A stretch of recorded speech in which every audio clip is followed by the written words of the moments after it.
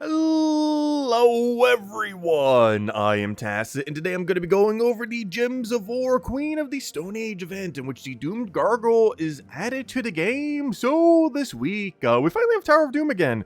One thing that's kind of interesting about this Tower of Doom, it is the first Tower of Doom ever since we had the orbs that could end up counting as orbs of forging.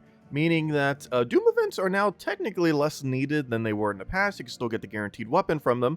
But of course, if you ever need Forge Scrolls, if you just find a major orb of forging, well, you pretty much just have yourself a max Doom weapon. So there isn't as big of a dependency on Doom events, which is good, because they only cycle about, like, not even once per year when it comes to one per color. Anyways, let's start going over everything we have this week, as there's still a lot of things going on this week, and a bunch of teams. For everything as per usual. Anyways, as far as the Doomed Gargoyle is concerned, it comes out with a bunch of brown red arcanes if you want to go max out anything with that, only 200 glory each, which is pretty nice. The troop itself, unfortunately, not very nice. You might notice his ability looks very similar to something that already exists, Azurus. Azurus is pretty noteworthy in that it's a 6 mana cost epic, which is noteworthy as most epics tend to have like a 10 to 17-ish, 11 to 17-ish or so mana costs, whereas Azurus is only a 6. So it was rather unique in having an ability that had a lot of potential in spamming, while Azurus isn't used too much because of Keeper of Souls and just other better skull spammers, generally speaking.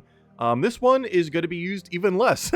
So it converts a chosen mana gem to an Uber Doom Skull, which in theory sounds somewhat similar, or even in some circumstances maybe even slightly better than what Azurus does, but there's no follow-up to this, and the biggest issue is it is a 12 mana cost. I think the highest this could possibly be to even remotely still be viable is like an 8.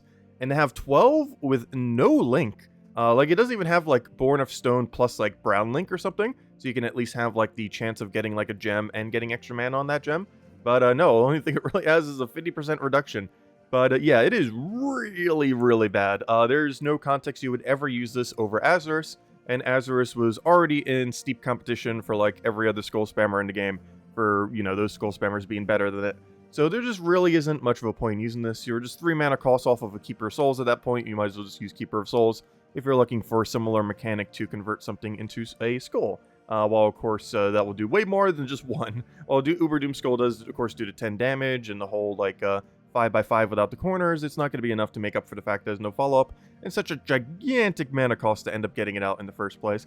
So you're pretty much just getting it for upgrading purposes for the kingdom. With that being said, quite a few kingdoms can be upgraded this week.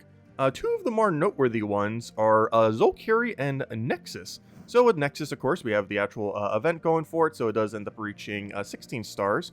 But more noteworthy is Zhul'kari can actually reach 27 stars this week. Mostly thanks to not the fact that's Nexus week, because of course that mostly only helps Nexus itself, but of course because of the Kingdom Pass, if you're getting it at the normal rate and you didn't buy up early, you will be able to get all the pieces you need to be able to potentially get it to a 27 star if you have absolutely everything by that point. So that's pretty cool. Of course, quite a bit of upgrades. It also requires that dreaded level 18. However, this is one of the few situations where getting a level 18 kingdom does indeed work out, as this is a magic-based kingdom. So, of course, there are currently 2 types of magic-based kingdom in the game, green and purple. Purple has 4, however, green only has 1, and that 1 is Zhul'kari, meaning it is always worthwhile to upgrade Zhul'kari. So we can simply just go get it to 18, because we're eventually going to get it to 20 for the magic bonus. So it is definitely worth it, because by the time we get to that point, we'll be able to get 2 magic in a sense. One from hitting level 20, and of course the other from eventual 30 star, which we're still quite a ways before any kingdom ends up reaching a 30 star, but that would bring it one step closer if nothing else. Speaking about kingdom upgrading, of course there is a Nexus event key drop table. One interesting thing about it, of course, is we have a new legend in this drop table. So this legend is Queen Ash, which is bad in theory, though also one of the more unique troops we've gotten in a while. So this is a type of troop that we've actually never seen before, at least as far as what it directly does. And it is a anti-third slot troop, which is interesting in the sense that generally the safest location on a given team is third slot. So, mostly because skull spammers, you know, they hit from top to bottom. There's some things that can end up hitting last slot directly, while there are some things that hit the last 2 slots directly. There's generally a slight lack of third, particularly if it's a third slot with stealthy. So this is interesting in that is exactly what it hits. It deals a bunch of heavy splash damage, so it's normal damage and 75% to adjacents, to the second to last enemy, and it is boosted by brown gems at an okay boost ratio, nothing crazy, as well as allies that are brown, which includes itself for extra bit of damage, and then it pulls them to the front. This then creates 3 elemental stars. I think the biggest downside to this is 2 things. One is, if there's nothing there, it seems to just miss, which is not really going to be doing much. But the other issue that it ends up having is there's just not a lot of elemental stars. While it is nice that it's guaranteed to create 3, the fact that it's not like 5, 6, something a little bit more. I know most things that create elemental stars don't create like a super high amount, but this one creating a little bit more, especially for that high of a mana cost. Like they toned it back down to like a 15, a 14 or something. Because it's going to have quite a bit of an issue like Lamia and basically like Charm Troops. It's basically like a Super Charmer that only hits 3rd. That kind of like completely disorients their team. This is only really good if you're up against like very niche stealthy picks. For the most part, you're almost never going to use this thing, but it is a troop to potentially keep an eye on, as during a Guild War week, during a blue or brown day, particularly brown when you don't have access to Rope Dart, there might be a team that you're up against where it's like, I really need to go kill their 3rd slot. And it's like, oh, Queen Ash exists. We'll go use that for one of the matches. You probably want to use her a little bit further up in your team, something like 1st or 2nd, where if she ends up dying, like it's not that consequential. You mostly just want to cast her once, disorient the team, and go from there. There's already other troops that can do that to differing degrees. However, she is a option that isn't mythic that can end up doing it pretty well. There's that one from Pen's Veil that has the spam can end up doing it as a mythic. But she's a way to kind of do it as a bit of a lower rarity option. For the most part, probably too niche to ever bother using, but it's an interesting premise that they have added. Anyways, with that being said, as far as everything within the drop table, there are only 5 things that aren't the Lover's Tarot card, as well as the 4 from the faction as per usual. The main thing to note, oddly enough, Aquaria. While Aquaria is not anything special, honestly, most things from these Kingdom not that special. Probably a pretty skippable week unless you're just looking to get Queen Ash, just for completion's sake if you already had everything. But Aquaria, we just had an event for pretty recently. So if you weren't able to get that mythic and you still want it for whatever reason, it is indeed available. It's mostly only used in pure submerged teams, and even then, there might be better options for you. But if you're using like a 4 times submerge kind of premise, it can be kind of plopped there for a bit of a damage source. But for the most part, everything here, despite Elementalist being one of the strongest hero class, if not the strongest in the entire game, the Kingdom itself does not have a lot going for it, like at all, which is really weird because Elemental is one of the better typings in the game. Yet a near pure Elemental Kingdom has almost no good options. One issue that this Kingdom actually has is it currently has no mana link. If we type in the word link here, if I'm not mistaken, there's actually 0 things. The main reason for this is instead of links, they all have like this create one, not you.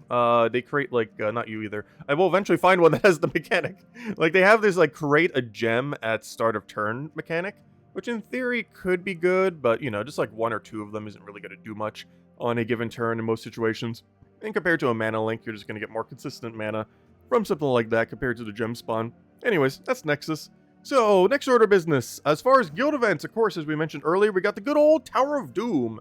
That one event that rolls around once in a blue moon, specifically once every 11 weeks in the current state of game. I believe we are currently on the second to last dagger, which means in math, 77 plus 76, let's see, that comes out to 153, unless I did math wrong. In 153 days, we will finally be getting whatever on Earth the new Doom weapon type is. Within 76 days, we'll be getting the final dagger, which should be red dagger. And then in 153 or whatever I just said, we should be getting the new type of Doom weapon, which is 2 Dooms from now. So we're kind of at the end of the dagger cycle. Dagger, pretty bad. Even if it's had a 100% chance to insta-kill, it's not that good. Though it is generally worth just getting it. It costs 500 gems in order to get up to the weapon itself. And this is generally advised to be the stopping point. Though you could end up going a little bit further, though do keep in mind there are alternative ways of getting these scrolls now. And I highly, highly, highly advise never, ever, ever spamming tier 7 from this event anymore, as there are better alternative ways to get the forging scrolls now, the main one being the forging orbs themselves. So not really any point in mass buying the final tier anymore, though it is still potentially okay value to go all the way up to tier 6, but tier 4 is generally your target for 500 gems. But if you do want the extra scrolls and the extra benefits from it, you can go for the 1,350 all the way at tier 6. But basically how the event goes down hasn't really changed. Ooh, oh, we're not done yet. I was going to say, oh, we're already finished, but no. Hey, less Orb of Glory, though. Anyways, As far as how the event goes down, you basically want to keep going until that says floor 26. This will give you the maximum amount of loot because you'll be able to go get one single forging scroll every single time you end up hitting the final battle there. Though this stops once you hit floor 26, so you want to do floor 25th completion. And this will give you the maximum amount of loot for the event. You still want to do this even if this already says stage 12 and your guild is already finished, as you will still be able to earn additional scrolls all the way up to floor 25th completion. So once it says 26, you're basically done with the event, unless you're going for leaderboard as a guild, which isn't really worth it because it costs gems to go get gems. Anyways, as far as how the event works, you basically want to communicate with your guild where all of the rooms are. Do keep in mind it is different per guild, but basically you just want to communicate where all the better ones are, the powers, the lucks, the haste, the heroisms, all that kind of stuff, the fireballs. And basically just coordinate as a guild which one it is, because while it is different per guild, it is same within your own guild. So whatever your guild is getting for each of the individual rooms is the same thing every single person in your guild is getting for each of the individual rooms. So you do want to end up copying, communicating with your guild, what the better ones are, taking only those better rooms, as you do end up consuming one sigil per fight. So you want to limit how many fights you do, only do the better ones, and then just getting as much of the event done as possible with as little sigils as possible. If your guild ends up scouting this way, you can easily get the whole thing done with the whole guild just doing tier 4 throughout the week. And if some of them went a little bit further, they can also end up helping with scouting some so that everyone can end up knowing, or potentially going for a little bit of leaderboard if you just want to claim those small little bit of gems. But same Tower of Doom as per usual. Aside from that, let's go over the other things we have going on this week. So we still have the continuation of the Kingdom event. As I mentioned, Zhul'kari will end up hitting 27 stars due to it this week. So that's pretty cool. While it's not the first one that is, in theory, capable of being 24 star, it is the first, or among one of the first ones that kind of worth upgrading to 27 star. So that's kind of interesting for it, since it is a pure magic-based kingdom. I think there was one other one, Darkstone, if I'm not mistaken, which is, yeah, Darkstone is one that you could theoretically consider going for. The main reason for this is it is considered a magic-based kingdom and is currently capable of being 27 star. And I believe those are currently the only two. Technically meaning it's the second one in a sense, because you'd only ever want to do it to a magic one. But the first one was Darkstone, the second one was Zhul'kari, and I don't think Karkaroff has enough yet. No, it does too. Okay, never mind. It's technically the third, because you get, well, you couldn't do it for both. You probably don't have enough purple resources to do so. But theoretically, yeah, Darkstone, Karkaroff, and Zhul'kari then being either the second or third, depending on how you look at it, as far as what is 27 starable, as those are all magic kingdoms that you would want to upgrade that far, because you would eventually want to get them to level 20. Anyways, as far as other things that we have going on this week, this Tuesday, which is today, we of course have the faction assault, which we'll have teams for in a moment. As far as faction, you know, same as usual, just a yellow-purple restriction, nice little circle, so pretty straightforward as far as taking room order. As far as this Wednesday, we have ourselves the pet rescue. For whatever reason, I don't think we've ever had a pet for this on any given year, but it's like International Barbecue Day or something. Didn't even know that's a thing. In America, that's called 4th of July. But anyways, but yeah, we have International Barbecue Day this Wednesday. What day that actually falls this week, I have no clue. However, yeah, we're getting a pet for it for whatever reason, so that's cool. It's just a free cosmetic pet. Make sure to pick it up. Otherwise, who knows when that thing's coming back.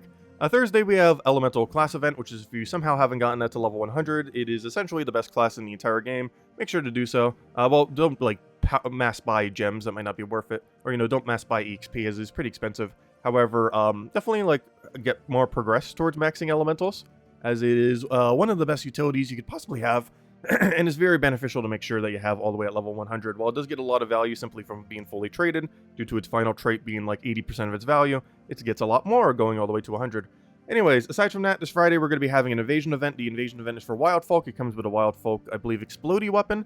And overall, it should be pretty easy. A lot of good skull spammers that can end up being used for it, which is good for invasions, since you have that 5 times damage to all the towers. And there's going to be 4 towers per battle, so you could use something like Wild King, Wild Queen, probably Wild King most likely. And just tear it apart with that, assuming you have those as an option.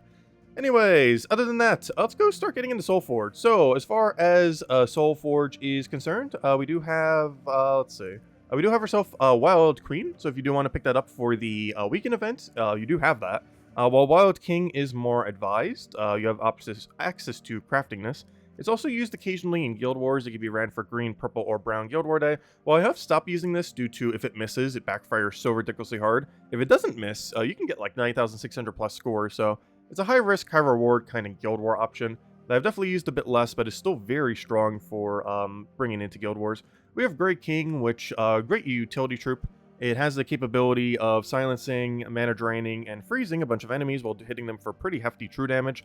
This is mostly good if the enemy is using like 3 or 4 of the same color, so you can then go and destroy that color and end up getting them all disabled, while also getting a lot of damage on them and a bunch of mana accumulation. This works particularly well if that color happens to be blue, purple, or brown, as that mana goes right back into Grey King, and he'll be able to go disable them again before they are able to cast. So it's a very situational mythic that, when used, is very good if it fits that situation. And of course, we have Mistralis. Mistralis being among one of the better mythics in the entire game, having a couple things going for it, as 4 times enchant, making it the best enchanter in the game. There's a little bit of spell reduction, which is always nice, given that it's normally put a little bit further back in your team, and is also one of only a few mythics that has a extra turn mechanic. Specifically an extra turn jumble, which is more common. Generally, anything that has a jumble also has an extra turn attached to it, but very rarely do they have as much damage output as Mistralis, which ends up hitting for splash damage to 1 to 4 enemies. Of course, this can backfire heavily and keep hitting only 1 or 2 multiple times in a row. However, if you get lucky, you'll be hitting just straight 3 and 4s. And while its damage is pretty inconsistent, everything else it does is pretty consistent. It normally gets yourself a extra turn from getting a jumble, not only from the extra turn automatically, but I mean like an extra turn on the board, like an extra 4 times, an extra 5 times, who knows, maybe even 2 5 times, or sets you up into some kind of convert that you didn't have before, but now you do. While also having that enchant, which gives you passive mana, so even if nothing's getting alignment or anything else, you can pass a couple turns, still get mana for your team, and then just go from there. There's a lot of ways that you can end up utilizing Mistralis, but it's definitely a mythic you want to make sure you have your hands on, as there's a lot of teams that get excess yellow, brown, or blue that you definitely want to put it on, and of course there's the benefit of being elemental, which is among one of the better typings within the game. And as far as weapons are concerned, I would say O'Shea's Tome is by far the most noteworthy one. Just double checking if there's anything else really over the top here. But O'Shea's Tome is one of the most no-brainer things to go get. If you don't have this thing, I highly, highly advise making sure you do not leave this week without it. If there's like any one thing in Soulforge to make sure you do not leave this week without, it is O'Shea's Tome. So we're talking earlier about Elementalists being strong, Elementals in general being strong. Well, here's the thing that puts them all together if you don't want to do it with something else. So this thing explodes 4 gems for each blue ally and each elemental ally. This does double stack. So for example, if you're using O'Shea's Tome with Elementalists, as in only 1 slot on your team, you are already at 8 explosions because you're using an elemental, because you're using Elementalist, and you're also using a blue weapon because by default it's doing at least 4 because it itself is a blue weapon. So you're already up to 8 explodes. 8 explodes is not a lot. However, that is potentially 8 explodes per elemental blue on your team. So if you're running Mirage Queen, which, you know, is very common if you're running a pure elemental team, it too is a elemental blue. So you're now up to 16 explodes. Now let's say you want to cover some other cover. So the other 2 you have on your team is not blue. However, you're still using Mirage Queen, so they're still elementalists. So that now brings you to 2 other boost ratios for another 8, bringing you to a total of 24 explodes for basically a full board clear. While also gaining Submerge, and does it gain anything else? Let me double check. Scatter to get rid of Barrier. Yeah, but it also gains, Blue Storm into itself, so that's pretty good. Because by default, it feeds back into itself and Mirage Queen, so that's nice. Not necessarily the best Storm for some teams, depending on what you're going for, but a lot of Elementalists also use blue, so, you know, you could easily have a 3 Elementalist blue team, a 4 Elementalist blue team, to end up utilizing it a bit more. Even Mistralis fits that category, which we just talked about. But anyways, yeah, it's a really good mana accumulation weapon. Not always used. Obviously, it's more elemental based. If you're not using elemental as hero class or a pure elemental team, you might not want to consider it, as its amount of explosions is very minuscule compared to just using a standard explodey weapon that gives random stats effects to a given type. However, it is definitely a utility weapon you want to have, as if you're ever cracking out an elemental team, you're probably going to want to have this book as your primary mana accumulation in most situations. So definitely make sure to go pick up that book. And one benefit that it has compared to some, like all those explodey weapons I was talking about, they normally only explode 1 color. So for example, let's say they explode green. Well, this explodes everything. It'll full board clear, so you don't need to worry about the mana color being denied. Like, you don't have to worry about, like, oh, all my blues got denied. Well, you just clear the board, you still get a bunch of mana. Well, you're not going to get as much blue mana, of course. You're still getting, you're still exploding the whole board, and you're still getting mana for all your mana pools. So very, very great weapon to end up getting, and most useful thing in Soulforge this week. One other thing I kind of skipped over a little bit, but of course, we do still have the Lunar New Year event. I believe the holiday for that was last Sunday. But if you're still looking to end up doing your battles, definitely make sure to do so. As far as what you want to aim for, you're looking to get 1 Crimson Armor, 1 Tuesday, then use a Blue Orb, 6 of the pet, 5 to get the initial stock, and then 1 more to go get the golden version. And then if you want to, go get 1 single Power Orb. This can be done with 50 gems per day, with 100 on any of the other days, or, you know, on one of those 14 days. And that will be enough to get to all of those. 1 Crimson Armor, a Tuesday, 6 of the pet, and then a Orb of Power. Of course, you can also skip on the Orb of Power if you're just looking for the unique things. which can bring you down to only needing, I believe, a couple hundred gems, as in 50 on like maybe like a week, and then you have the 3 of them, which is pretty much where we're at right now as far as progress. Like we could even just stop spending gems and just use our default battles to get the last of those if that was the only thing we're looking to do. However, we are also looking to go get the Orb of Power, just because spending a couple hundred gems for an Orb of Power is not that bad, especially if you still need Zhul'kari and Rage Karandar, second Zhul'kari, all those kind of things. While I personally don't, I still hold out on the fact that maybe Power Orbs will have a purpose in the future, and spending like 300 or so gems, 400, whatever it comes out to, for a Power Orb is still a pretty good exchange rate, even though they're kind of useless in the current state of the game. But they won't be eventually. Anyways, aside from that, I believe that's everything. Let's start going over teams then. So, as far as teams for the week, we have ourselves for Brown Skull, or this is a Brown Skull team, as in a team for the Tower of Doom. So, all brown-oriented teams. Keep in mind, even though this particular team right here is using pure brown, your weapon does not have to be brown. Everything else, yes. Your weapon itself, no. So this one is, actually, I believe the one I used for most of the actual event itself when we ended up doing it earlier. But basically, the way that this works is High King Iron Gut devours everything. But of course, in this mode, you don't have extra attack. So you're dealing with a below average High King Iron Gut attack. Well, how do you fix that? Well, one is to mana loop enough so he gets to devour and take your chance at like a 50, 60, 70% chance that he'll devour. Though there is an alternative way, of course, which is give him attack. And one great way to do this, if you happen to have it, is Earth's Fury. It is basically Mang, but it distributes the attack across your entire team. It overall does more attack than Mang, but distributes the attack to less per unit. But this is very good because that will be enough attack to get High King Iron Gut to 100, which then will be 100% chance to devour, assuming they don't have immune.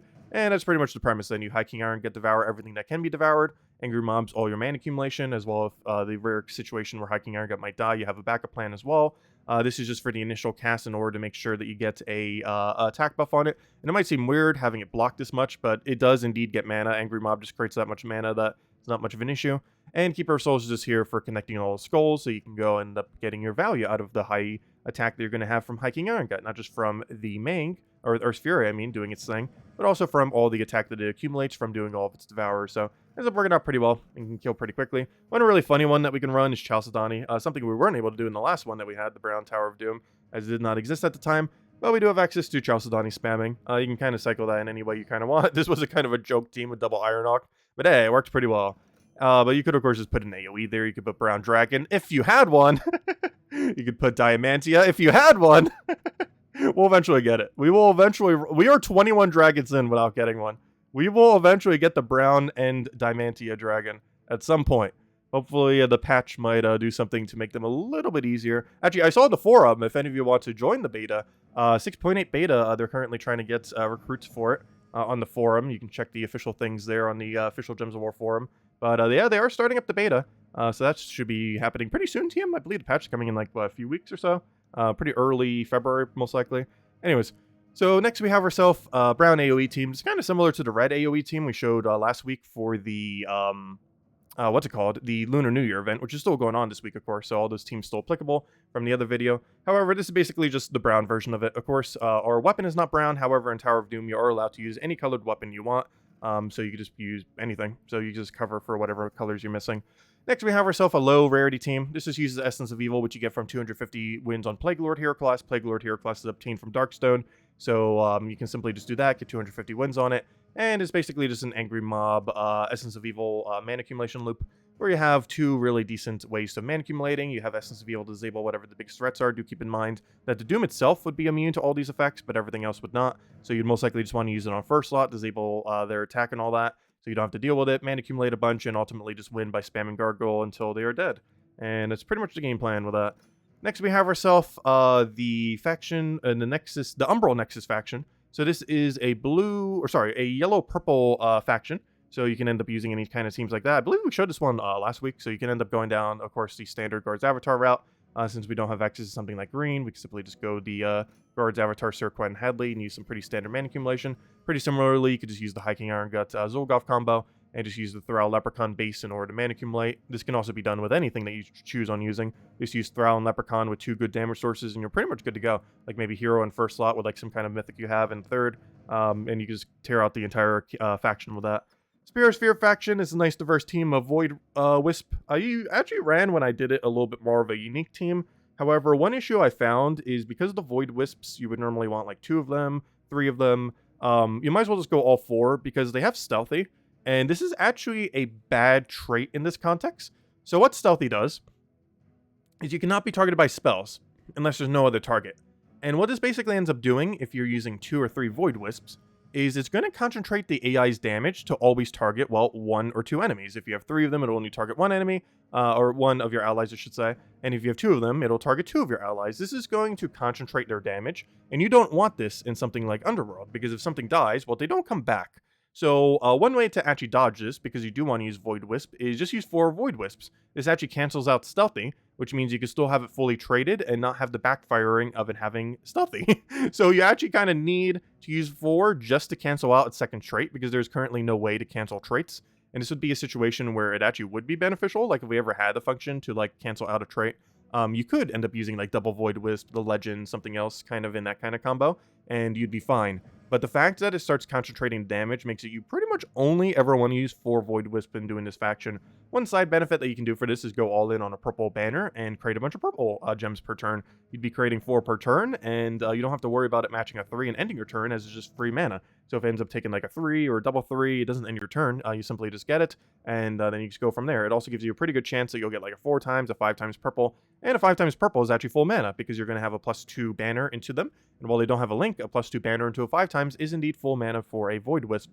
And basically just steals a bunch of life mana and steals a little bit of magic. So basically what you're doing is just keep poking them. You have a little bit of mana drain each time, so if anything's starting to get threatening with a big cast, you just keep draining down their mana just ever so slightly out of range of being full mana. And you just keep doing this, rinse and repeat, until the entire enemy team is dead, by perpetually just lowering their mana right before they end up getting anything off, and you just kind of spam damage out that way. Overall, it's a pretty easy faction, just because Void Wisp spamming is a pretty auto win. Your biggest concern is skulls. This does not give you much skull durability, but it is life steal after all, so you're gaining durability in the sense that you're gaining life, but you have no specific skull reduction unless you have it off of potion effects, which you likely will, but if you happen to not have it for whatever... Actually, if you're doing 500 pure faction, you actually would. Unless you're doing it in Underworld with like a non-100 faction, which means you wouldn't be doing it on a Tuesday event. So yeah, I guess you would have the skull reduction. So you'll be able to utilize at least the 25% from potion, if nothing else. And there's still a few more teams. Nexus class. So as far as Nexus class is concerned, we're basically using a pretty similar strategy as to the other team, oddly enough, where we're basically creating a bunch of purple gems, just kind of with a cleanup move, and just feeding into something useful. It is keeps Black Manacle. Unfortunately, you can't quite do the same for the faction event. However, you can do the same for a Nexus class event. So you can end up just doing that and just killing it out with Black Manacle. Pretty standard class event, just early wipe for the free 25 gems. And of course, as I mentioned earlier, we do have weekend invasions for Wild Folk. And one way that you could build this, generally how a common... There's basically 2 ways that you could build a weekend invasion team. One is kind of like the structure, where we're running 1 copy of whatever the Invasion Slayer is. It's in first slot, so it could do the 5 times damage to all 4 of the towers. Some kind of mana accumulation option, and then like a heavy damage source. And the other thing is a little bit of support. In this case, we're 50% mana starting the entire team because it's all Wild Folk. Wild King will be our main damage pressure, and we're doing that into the 5 times skull damage, which basically means with his attack bonus, we're almost going to be one-shotting everything anyways, so it'll be kind of convenient. We also have that little bit of backup resummon in case things go sideways.